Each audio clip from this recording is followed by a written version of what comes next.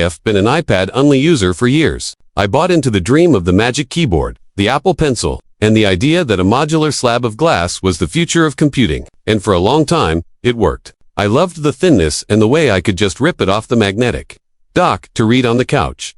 But there was always a ceiling. We kept waiting for the software to catch up to the hardware, hoping each update would finally turn it into a real computer. But while we were waiting for the iPad to grow up, the Mac got smaller. The MacBook Neo is the first device that actually delivers on the promise the iPad Pro made 5 years ago. It's almost impossible to describe how light this thing is. When you hold it, the weight difference between this and an iPad with a keyboard is practically zero. But the experience, it's night and day. On my iPad, simple tasks felt like I was doing surgery with oven mitts on. Managing files, multitasking with more than 2 windows, or even just trying to use a professional CMS meant fighting against the operating system. It was friction disguised as simplicity.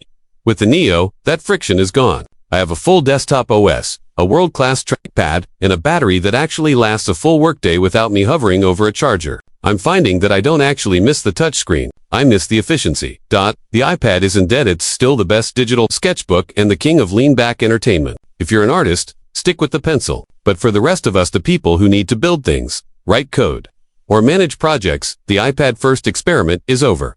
The MacBook Neo isn't just a new laptop. It's the device that finally proved you don't have to sacrifice power to stay portable. After years of trying to force the iPad to be my everything, I'm finally back on the Mac. And honestly, it feels like coming home.